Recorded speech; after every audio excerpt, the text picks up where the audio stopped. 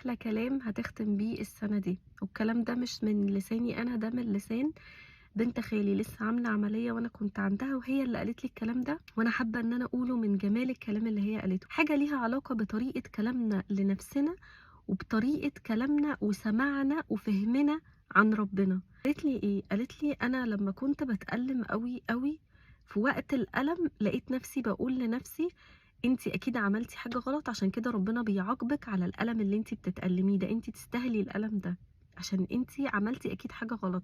وبعدين قالت لي لا، اكتشفت ان ده انا اللي بقوله لنفسي، واللي انا بقوله لنفسي ده غلط، انا مش عايزة اقول لنفسي كده.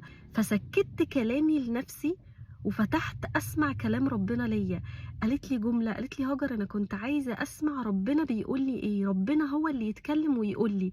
ففتحت القرآن وقعدت اسمع القرآن، وقعدت احاول افهم القرآن واقرأ قرآن. هو ده اللي صبرني على الألم، وهو ده اللي خلاني احس ان انا بالعكس، ده انا عماله برتقي وعماله باخد في ثواب وباخد في حسنات بسبب الالم وبسبب الوجع اللي انا حاساه دلوقتي. ساعات كتير احنا بنكون قاسيين قوي على نفسنا، قوي على نفسنا، بنبقى محتاجين نسكت صوت عقلنا ونسمع صوت الكلام اللي ربنا بيقوله لنا.